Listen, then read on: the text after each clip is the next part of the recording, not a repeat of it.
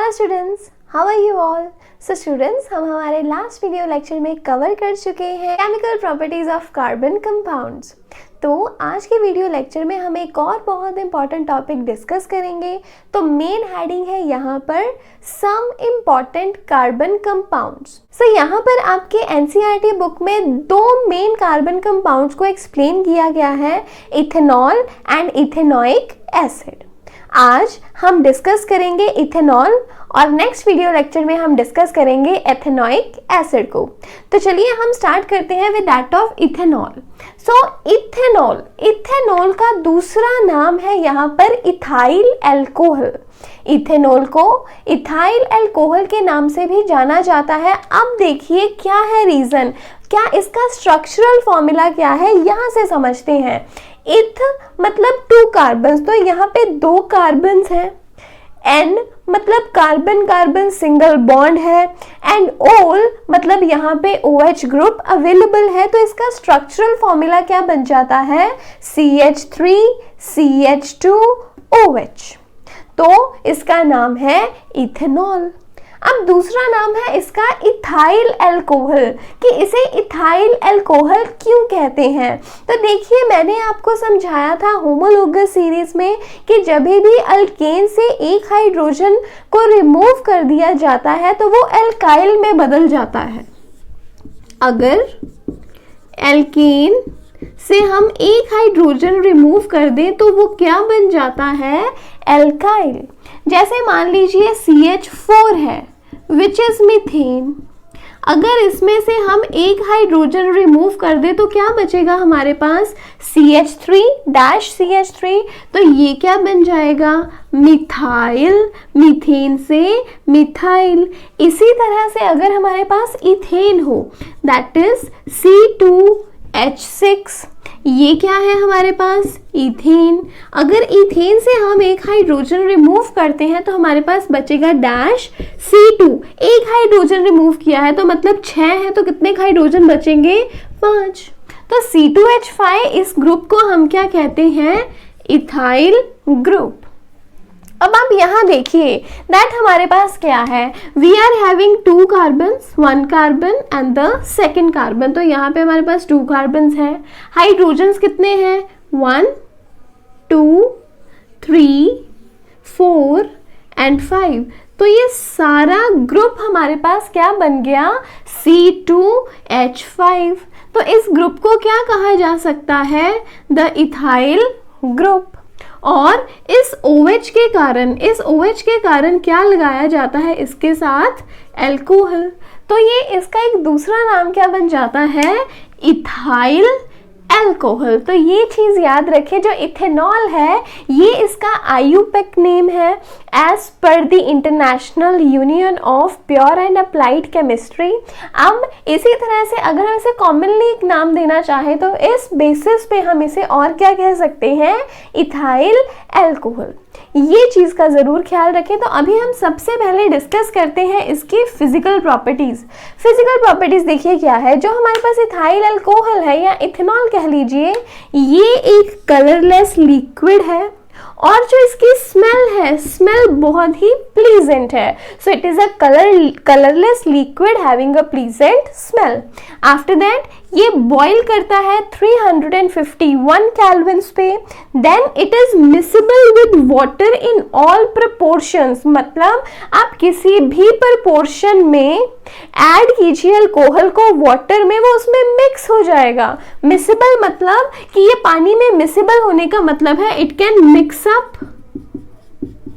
With water, कि ये पानी के साथ मिक्सअप हो सकता है किसी भी प्रपोर्शन में। चाहे अगर हम देखें कि हम वाटर और अल्कोहल की रेशियो लें, वाटर टू अल्कोहल रेशियो जब हम लेते हैं तो कोई भी रेशियो ले लीजिए, चाहे आप 2 पार्ट्स वाटर के ले लीजिए और 1 पार्ट अल्कोहल का ले लीजिए, ये तभी भी मिक्स हो जाएगा। कौन सी अल्कोहल, इथाइल अल्कोहल। चाहे आपके पास 3 पार्ट्स वाटर के हो, 4 पार्ट्स अल्कोहल के हो, ये तभी भी मिक्स हो जाएगा। तो कोई भी प्रपोर्शन हो वाटर की, अल्कोहल उसमें मिक्स हो जाती है, it is miscible with water right. After that it is non conductor of electricity, ये इलेक्ट्रिसिटी कंडक्ट नहीं करता क्योंकि इसके पास कोई आयंस नहीं है। इलेक्ट्रिसिटी कब कंडक्ट होती है? जब चार्जेस मूव करें। चार्जेस जैसे कि आयंस होते हैं, पॉजिटिव चार्ज रहता है, नेगेटिव चार्ज रहता है, जब वो एक पर्टिकुलर डायरेक्शन में मूव करता है तब हमारे पास प्रोड्यूस होती है, कंडक्ट होती है इलेक्ट्रिसिटी। लेकिन इसके पास तो आयंस ही नहीं है। अगर आयंस नहीं है तो इसका मतलब ये इलेक्ट्रिसिटी कंडक्ट नहीं करेगा, क्योंकि आपको पता है कि कार्बन ने कार्बन के साथ कोवेलेंट बॉन्ड बनाई हुई है, फर्दरमोर हाइड्रोजन के साथ कोवेलेंट बॉन्ड है कार्बन की। सो जब ये एज अ मॉलिक्यूल इस तरह से एग्जिस्ट करता है उस टाइम ये इलेक्ट्रिसिटी कंडक्ट नहीं करता। After that it is neutral to litmus, litmus के ऊपर इसका कोई असर नहीं है। मीन्स जैसे हम कहते हैं ना that acids turn blue litmus red and bases turn red litmus blue, इस तरह का इसका कोई भी इम्पैक्ट लिटमस के ऊपर देखा नहीं जाता। सो ये है यहाँ पे physical properties of ethyl alcohol. तो अभी आप ये सभी इंपॉर्टेंट पॉइंट्स नोट कर लें, इसके बाद हम करेंगे chemical properties of ethyl alcohol. Yes, done. So अभी नेक्स्ट हम डिस्कस करेंगे chemical properties of ethanol.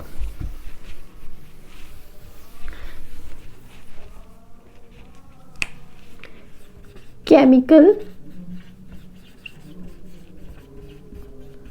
Properties of ethanol. तो देखिए सबसे पहले है यहां हमारे पास ऑक्सीडेशन रिएक्शन, कि जो अल्कोहल है, यहां पे हमारे पास किस अल्कोहल की बात हो रही है? Ethyl alcohol. तो ये जो इथाइल अल्कोहल है it will convert to ethanoic acid. आप इथाइल अल्कोहल कह लीजिए या फिर आप यहां पे लिख लीजिए इथेनॉल। जो हमारे पास इथेनॉल है, इथेनॉल कन्वर्ट हो जाता है इथेनोइक एसिड में, मतलब जो इथेनॉल है वो ऑक्सीडाइज हो जाएगा। किस में ऑक्सीडाइज होगा? इथेनोइक एसिड में। कब? जब इसमें ऑक्सीडाइजिंग एजेंट्स ऐड किए जाएंगे सच एज एल्किलाइन KMnO4 और एसिडिफाइड पोटेशियम डाइक्रोमेट। तो alkaline KMnO4 and acidified K2Cr2O7 that is potassium dichromate, ये क्या है? Oxidising agents. ऑक्सीडाइजिंग एजेंट्स का काम क्या होता है? ऑक्सीडेशन करवाना बाय प्रोवाइडिंग ऑक्सीजन। अब जब हम इथेनॉल में ऑक्सीडाइजिंग एजेंट को ऐड करेंगे, इन दोनों में से कोई भी ऑक्सीडाइजिंग एजेंट, इथेनॉल की ऑक्सीडेशन हो जाएगी हीट करने पर, ये किस में कन्वर्ट हो जाएगा? इथेनोइक एसिड में। सो इथेनॉल है हमारे पास carbon dash carbon OH and then we have 5 hydrogen atoms. क्या ऐड किया हमने इसमें? What we have added to it? Say we have added alkaline KMnO4। अब ये किस में कन्वर्ट हो जाएगा? तो देखिए क्या होगा यहाँ पर, जब भी ऑक्सीडाइजिंग एजेंट ऐड किए जाएंगे, ऑक्सीडेशन होगी, जिस कार्बन के साथ OH अटैच है उसी कार्बन के जो हाइड्रोजन्स हैं ये रिमूव हो जाएंगे और कार्बन की 2 वैलेंसीज खाली हो जाएंगी। जहां से कुछ भी रिमूव नहीं हुआ है it will remain as such. जैसे कि ये कार्बन है, दिस कार्बन, 3 हाइड्रोजन्स ऐसे ही इंटैक्ट रहेंगे इसके साथ। Single bond carbon it will also remain as such, then dash OH ये भी ऐसे ही रहेगा। अब यहाँ पे कार्बन की 2 बॉन्ड्स ब्रेक हुई हैं, कार्बन यही 2 बॉन्ड्स बनाएगा किसके साथ? With that of oxygen.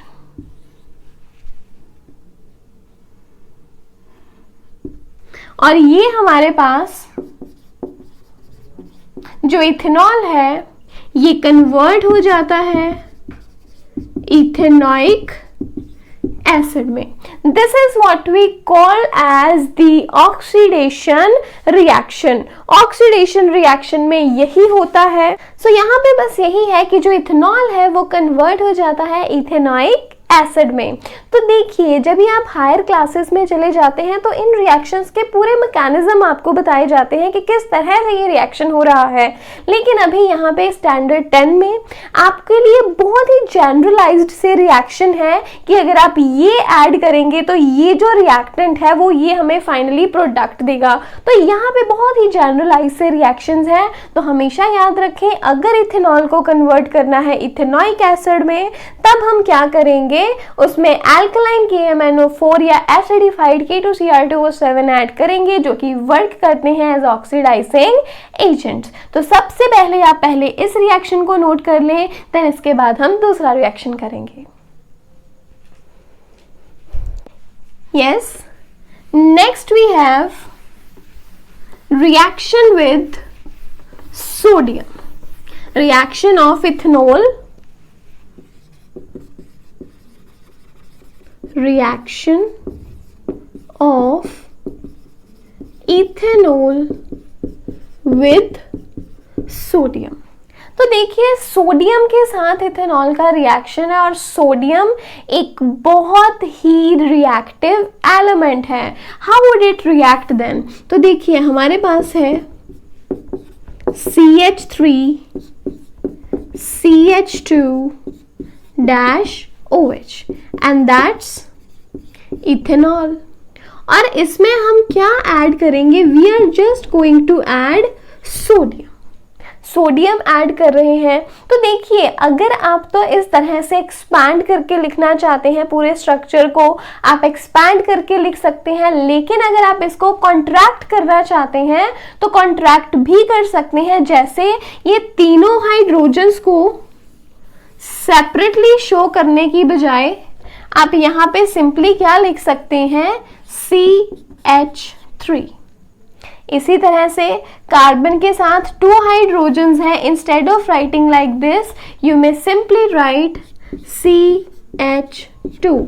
सो यहाँ पे जो इथेनॉल है उसे लिखने का एक वे ये भी है, CH3 CH2 OH, बिना एक्सपैंड किए पूरे स्ट्रक्चर को, राइट। सो देखिए, क्योंकि सोडियम बहुत ही ज्यादा रिएक्टिव है इसलिए ये क्या करता है, इस हाइड्रोजन को रिप्लेस करने की कोशिश करता है।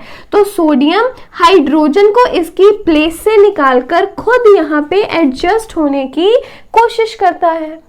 तो जब ये हाइड्रोजन को रिमूव करने की कोशिश करेगा, और डेफिनेटली ये सक्सीड भी होगा, ये हाइड्रोजन को रिमूव कर भी देगा, लेकिन जो हाइड्रोजन है वो अकेला एज H एटम तो एग्जिस्ट करता नहीं। तो उसे स्टेबलाइज होने के लिए क्या करना पड़ता है, एक और हाइड्रोजन एटम देखना पड़ता है जिसके साथ वो कंबाइन करके H2 बना ले और स्टेबलाइज हो जाए। तो मतलब यहाँ पे हमारे पास 2 मॉलिक्यूल्स यूज होंगे, किसके? इथेनॉल के। सो बेसिकली क्या होगा, जब ऐड किया जाता है इथेनॉल में सोडियम को तो हाइड्रोजन गैस इवॉल्व होती है H2। सो क्या बनेगा, यहां से H2 बनेगा। अब बचा क्या? CH3 CH2O। क्या बचा? CH3 CH2O। इसी तरह से दूसरे मॉलिक्यूल में भी क्या बच गया? CH3 CH2O। यही चीज बची ना। तो अब ये ऑक्सीजन जिसके साथ हाइड्रोजन अटैच था, यहाँ पे उसकी बॉन्ड बनी हुई थी हाइड्रोजन के साथ, उसे तो रिमूव कर दिया गया है, वो तो H2 बनकर निकल गया। अब यहाँ पे ऑक्सीजन के साथ कौन अटैच हो जाएगा? सोडियम। कौन अटैच होगा? सोडियम। कितने सोडियम एटम्स अब लग रहे हैं? एक इस ऑक्सीजन के साथ लगा है, एक दूसरे ऑक्सीजन के साथ। तो यहाँ पे 2 सोडियम एटम्स यूज होंगे, एक इस ऑक्सीजन के साथ अटैच हो जाएगा और एक अटैच होगा दूसरे ऑक्सीजन के साथ। तो हमारे पास ओवरऑल रिएक्शन क्या आता है, 2CH3 CH2OH प्लस 2Na। जब उसमें सोडियम ऐड किया जाता है तब यहाँ पे हमारे पास क्या बना, दो यहाँ पे मॉलिक्यूल्स बन रहे हैं CH3 CH2ONA के साथ ही क्या बन रहा है, हाइड्रोजन, दैट इज H2। अब इसका नाम क्या होगा, Na के लिए क्योंकि बहुत रिएक्टिव है वी विल राइट सोडियम, और ये पूरा हमारे पास क्या है, इथॉक्साइड।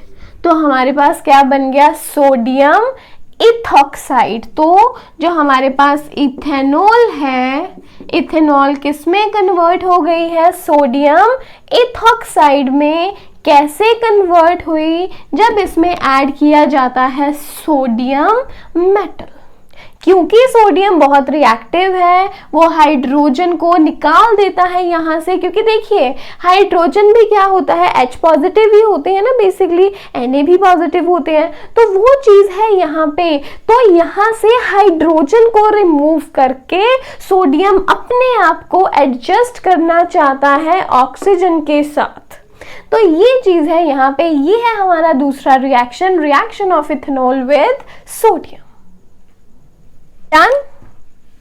नेक्स्ट है हमारे पास reaction of ethanol with concentrated sulphuric acid. Reaction with concentrated sulphuric acid that is H2SO4। और ये रिएक्शन बहुत ही ज्यादा इंपॉर्टेंट है, दिस इज वेरी इंपॉर्टेंट। अब देखिए कॉन्सेंट्रेटेड H2SO4, एक यहाँ पे आप चीज याद रखेंगे कि जो कॉन्सेंट्रेटेड H2SO4 है, it is a dehydrating agent, it is a dehydrating agent. अब डिहाइड्रेटिंग एजेंट क्या होता है, जो किसी चीज को डिहाइड्रेट कर दे, उसमें से वाटर मॉलिक्यूल्स को रिमूव कर दे। तो इसका काम क्या है, it removes water molecules। ये वाटर मॉलिक्यूल्स को रिमूव करके जो भी कंपाउंड है उस कंपाउंड को क्या कर देता है, डिहाइड्रेट। अब देखिए ये कैसे होगा, हमारे पास क्या है, कार्बन डैश कार्बन OH लगा हुआ है और बाकी पोजीशंस पे क्या है, hydrogens to complete the valency. हमने इसमें ऐड क्या किया, कॉन्सेंट्रेटेड H2SO4। कंसेंट्रेटेड H2SO4 क्या है हमारे पास, एक डिहाइड्रेटिंग एजेंट। काम क्या है इसका, वाटर रिमूव करना, रिमूव वाटर मॉलिक्यूल्स, मतलब OH को ये क्या कर देगा, रिमूव कर देगा। अब आप देखिए अल्कोहल में OH है, यस है, जिस कार्बन के साथ OH लगा है वो OH जाएगा, और इसके साथ वाले कार्बन से एग्जैक्टली जो साथ वाला कार्बन है, देखिए यहाँ इस कार्बन के साथ क्या लगा है, OH, ये कार्बन से जाएगा OH और दूसरे कार्बन से जाएगा H। एक कार्बन से H गया, एक कार्बन से OH गया, तो क्या रिमूव हो गया है यहाँ पे HOH, दैट इज वाटर। तो हम क्या लिखेंगे कि जो प्रोडक्ट है उसमें वाटर तो बनेगा ही, क्योंकि वाटर रिमूव कर दिया किसकी एडिशन ने, by the addition of concentrated H2SO4 water molecule has been removed। अब बचा क्या, ये कार्बन और ये कार्बन में सिंगल बॉन्ड तो ऑलरेडी है, दो दो हाइड्रोजन्स दोनों के पास है, लेकिन जब यहां से एक इसका हाइड्रोजन और इसका OH रिमूव हो गए, दोनों की एक एक वैलेंसी खाली हो गई। जब दोनों की एक एक वैलेंसी खाली हो जाती है तो ये दोनों क्या हो जाते हैं, अनस्टेबल। स्टेबिलिटी को मेंटेन करने के लिए ये आपस में एक और बॉन्ड बना लेंगे टू मेंटेन द स्टेबिलिटी। देखो जब यहां से हाइड्रोजन गया, यहां से OH चला गया, तो देखो दोनों की कितनी कितनी वैलेंसीज रह गई, 1 2 3। इसकी भी कितनी है, 1 2 3। जबकि जो कार्बन है, कार्बन की वैलेंसी कितनी है, 4। वो 4 कोवेलेंट बॉन्ड्स बनाता है तब जाके स्टेबल होता है। अब यहाँ तो बॉन्ड्स ही 3 बची हैं, तो यहाँ पे अनस्टेबिलिटी आएगी। तो स्टेबल होने के लिए इनके पास एक रास्ता था कि ये आपस में बॉन्ड बना ले, राइट।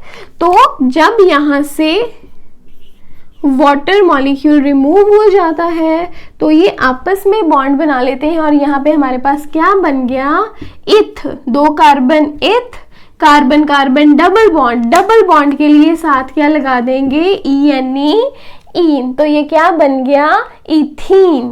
किससे बना है ये, इथेनॉल से। इथेनॉल से ये क्या बन गया है, इथीन। कैसे बना, जब इसमें डिहाइड्रेटिंग एजेंट ऐड किया गया। डिहाइड्रेटिंग एजेंट कौन है, कॉन्सेंट्रेटेड सल्फ्यूरिक एसिड। बहुत ही इंपॉर्टेंट रिएक्शन है ये, अब इसे सबसे पहले नोट कर ले। अब अल्कोहल से रिलेटेड हमारे पास कुछ बहुत ही इंपॉर्टेंट टर्म्स हैं जिन्हें हम डिस्कस करेंगे। सबसे पहले है rectified spirit. Rectified spirit basically mixture है इथेनॉल और वाटर का। अगर हमारे पास इथेनॉल हो 95.6% और उसमें वाटर हो 4.4%, तो इस मिक्सचर को हम कहते हैं rectified spirit. Then we have absolute alcohol. Absolute alcohol का मतलब है 100% अल्कोहल, कोई वाटर कंटेंट नहीं और कोई भी इम्प्योरिटीज नहीं। तो ये प्योरेस्ट फॉर्म होती है अल्कोहल की, जिसे हम कहते हैं absolute alcohol. After that there is methylated spirit. ये भी बहुत इंपॉर्टेंट पॉइंट है यहाँ। तो देखिए जो अल्कोहल है, अल्कोहल की कंजम्पशन की जाती है, राइट। तो ये जो इथेनॉल है, ethanol is the basically that alcohol which is consumed by people. लेकिन इसकी कंजम्पशन, अगर कहें कि इसकी जो कंजम्पशन है बहुत ज़्यादा की जाए, उस टाइम पे ये बॉडी पे इम्पैक्ट डालती है। जैसे यहाँ पे बॉडी में बैलेंस नहीं रहता, इम्बैलेंस आता है, बॉडी में कोऑर्डिनेशन नहीं रहता, कोई सेंस ऑफ टाइमिंग नहीं रहती। तो ये है कुछ इम्पैक्ट्स रहते हैं ड्रिंकिंग अल्कोहल के, कि अगर बहुत ज़्यादा अल्कोहल की कंजम्पशन की जाए उस टाइम पे। आफ्टर दैट क्या रहता है, इसके बाद हमारे पास एक और अल्कोहल है जिसे हम कहते हैं मिथेनॉल। देखिए हम बात कर रहे हैं इथेनॉल की, which is consumed by people। तो ये है वो अल्कोहल इथेनॉल। इसी तरह से एक कार्बन वाली जो अल्कोहल है जिसे हम कहते हैं मिथेनॉल। इथेनॉल है 2 कार्बन अल्कोहल, जबकि मिथेनॉल है 1 कार्बन अल्कोहल। तो ये जो 1 कार्बन अल्कोहल है, 1 कार्बन अल्कोहल बहुत ही ज्यादा हार्मफुल है। It is very harmful for consumption. So what happens, यहाँ पे क्या होता है, जब भी मिथेनॉल लिवर तक जाती है, मिथेनॉल लिवर में जाकर मिथेनल में कन्वर्ट हो जाती है। मिथेनॉल कि क्या होगी, ऑक्सीडेशन, कहाँ, लिवर में। मिथेनॉल की ऑक्सीडेशन होगी और ये किस में कन्वर्ट हो जाएगी, मिथेनल में। तो जब ये मिथेनल में कन्वर्ट हो जाती है तो पूरा प्रोडक्ट ही चेंज हो गया। तो अब इस टाइम पे क्या होगा कि जो प्रोटोप्लाज्म है, प्रोटोप्लाज्म कोएगुलेट होना शुरू हो जाता है। कोएगुलेट होने का मतलब है जैसे एग है, एग को बॉयल किया जाए, एग को अगर बॉयल ना किया जाए वो एक कंडीशन है, then we have a condition जब एग को हम बॉयल कर देते हैं। एग को बॉयल करने पे वो कोएगुलेट हो जाता है, पूरा उसका जो कंटेंट है वो उसमें कोएगुलेशन आती है, उस तरह की कोएगुलेशन होगी यहाँ पे प्रोटोप्लाज्म की, which is not a good condition and it may also lead to death. इसके अलावा ब्लाइंडनेस हो सकती है। तो जो मिथेनॉल है it is totally harmful for consumption, और जो इथेनॉल है, ethanol is used for consumption, it can be consumed. लेकिन यहाँ पे एक और चीज है कि जो इथेनॉल है ये इंडस्ट्रीज में बहुत ज्यादा यूज की जाती है, it is widely used as a solvent in the industries. अब इंडस्ट्रीज में इस इथेनॉल का मिसयूज ना हो इसलिए उसमें कुछ हार्मफुल यहाँ पे कंपोनेंट्स ऐड किए जाते हैं, जैसे कि इथेनॉल में ऐड कर दिया जाता है मिथेनॉल अबाउट 9.5%। इसके बाद इसमें साथ ही ऐड कर दिया जाता है पिरिडिन। पिरिडिन भी हमारे पास एक ऑर्गेनिक कंपाउंड है, बहुत ही थोड़ी क्वांटिटी इसकी ऐड की जाती है अबाउट 0.5%, एंड साथ ही एक ब्लू कलर की डाई ऐड कर दी जाती है सो दैट कि हमें पहचान रहे कि ये जो इथेनॉल है इसका नेचर हम बदल चुके हैं, ये अब कंजम्पशन के लिए फिट नहीं है। अल्कोहल दैट इज इथेनॉल जिसे नॉर्मली कंज्यूम किया जाता है जब उसमें हार्मफुल सब्सटेंसेस ऐड कर दिए गए हैं जैसे कि मिथेनॉल, उस टाइम पे इसे कंज्यूम नहीं किया जा सकता। तो इसकी पहचान रखने के लिए कि अब इस इथेनॉल में हार्मफुल सब्सटेंसेस ऐड कर दिए गए हैं और गलती से कोई इसे कंज्यूम ना कर ले, इसलिए उसमें ऐड की जाती है एक ब्लू कलर की डाई। जब हमारे पास पूरा मिक्सचर बनता है, जब इथेनॉल में ऐड कर दिया जाए methanol, pyridine and a blue dye. So a mixture of methanol, pyridine and a blue dye in what? In ethanol. ये पूरा जो मिक्सचर बनता है हमारे पास, इसे हम कहते हैं मिथाइलेटेड स्पिरिट। अब इन्होंने क्या किया, इस अल्कोहल, इथेनॉल, इस इथेनॉल के नेचर को चेंज कर दिया। अगर ये चीजें ना ऐड की जाएं तो इथेनॉल को कंज्यूम किया जा सकता है। जब इसमें ये हार्मफुल सब्सटेंसेस ऐड कर दिए गए, इस टाइम पे ये हो चुकी है अनफिट फॉर ड्रिंकिंग, मतलब इसका नेचर बदल गया। इसने क्या कर दी है, डीनेचरेशन ऑफ अल्कोहल की, जो अल्कोहल है उसका नेचर ही बदल दिया गया है। इसलिए मिथाइलेटेड स्पिरिट को और क्या कहा जाता है, it is also called as denatured alcohol. इसे और क्या कहा जाता है, डीनेचर्ड अल्कोहल। तो आपको एग्जाम में क्वेश्चन आ सकता है व्हाट इज डीनेचर्ड अल्कोहल, तो आप क्या कहेंगे, when methanol, pyridine and a blue dye is added to ethanol to change its nature, उसका नेचर बदलने के लिए जब मिथेनॉल, एक ब्लू कलर की डाई और पिरिडीन ऐड किए जाते हैं, इसे हम कहते हैं डीनेचरेशन ऑफ अल्कोहल। और ये पूरे रिजल्ट से हमें जो मिक्सचर मिलेगा उसे हम क्या कहेंगे, डीनेचर्ड अल्कोहल या फिर मिथाइलेटेड स्पिरिट। तो ये यहाँ पे पॉइंट्स याद रखने बहुत जरूरी है। This is very important that what is denaturation of alcohol और what would you call as denatured alcohol. तो ये चीज है यहाँ पे, ये बहुत ही इंपॉर्टेंट पॉइंट्स है सभी। इन सभी पॉइंट्स को सबसे पहले नोट कर ले। सो अभी हम डिस्कस करते हैं यूजेस ऑफ इथेनॉल। सबसे पहले है, it is use to sterilise wounds and syringes. Wounds और स्ट्रिंजेस को जर्म फ्री करने के लिए यूज किया जाता है इथेनॉल का। आफ्टर दैट इसे एक एंटी फ्रीज की तरह यूज़ किया जाता है, क्योंकि जो इथेनॉल और वाटर का मिक्सचर है उसका फ्रीजिंग पॉइंट बहुत कम है। तो कोल्ड कंट्रीज में क्या रहता है कि इन्हें ऐड किया जाता है कार रेडिएटर्स में, क्योंकि ये बहुत लो टेम्परेचर पे जाकर भी ये जो मिक्सचर है इथेनॉल एंड वाटर का वो फ्रीज नहीं होता, तो इसलिए इसे यूज़ किया जाता है as an antifreeze. After that it is used as a solvent की तरह यूज़ किया जाता है पेंट्स में, वार्निशेस में, तो एक बहुत ही अच्छा सॉल्वेंट है इथेनॉल। इसके अलावा कफ सिरप्स हो गए, टॉनिक्स हो गए, यहाँ पे भी इन्हें सॉल्वेंट की तरह यूज़ किया जाता है। So it is used in the preparation of cough syrups and many other tonics.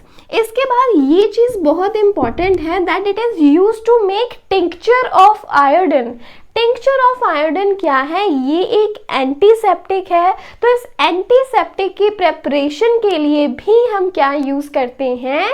Alcohol. So basically ये टिंक्चर ऑफ आयोडीन है क्या? Tincture of iodine is simply a mixture of iodine and potassium iodide in ethanol. Ethanol में जब iodine and potassium iodide का mixture तैयार किया जाता है उसे हम कहते हैं टिंक्चर ऑफ आयोडीन, और ये एक बहुत ही अच्छा एंटीसेप्टिक है। तो ये नाम जरूर याद रखें कि टिंक्चर ऑफ आयोडीन क्या है। क्वेश्चन इसी तरह से आता है what is tincture of iodine, तो आप सिंपली ये भी मेंशन कर सकते हो इट इज एन एंटीसेप्टिक, या फिर आप क्लियरली एक्सप्लेन भी कर सकते हैं कि ये मिक्सचर है आयोडीन एंड पोटेशियम आयोडाइड का इन इथेनॉल। तो ये है यहाँ पे हमारे पास कुछ बहुत ही इंपॉर्टेंट यूजेस ऑफ इथेनॉल।